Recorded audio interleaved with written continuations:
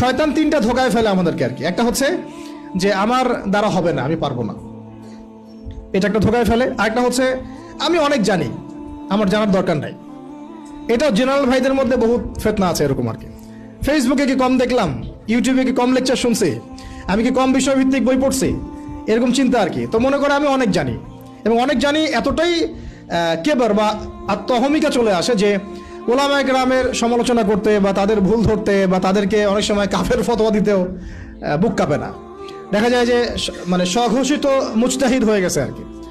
মুজতাহিদ বুঝলেন কিনা, এটা ইজতিহাদ করার যোগ্যতা সে অর্জন করে ফেলেছে বলে মনে করে, মানে সে নিজেকে স্কলার মনে করে, এক কথায় আপনাদের ভাষায় কি স্কলার মনে করে, কিন্তু সে কিন্তু কোনো মানে ক্লাসিক্যাল একাডেমিক পড়াশোনায় সে যায় নাই। তো এই তিনটা ফিতনায় আমরা জর্জরিত হই। একটা হলো আমি অনেক জানি, আমার জানার দরকার নাই। একটা হলো আমার দ্বারা হবে না, আমি পারবো না। আর একটা হচ্ছে অনেক সময় পড়ে আছে, পরে শিখে নেব।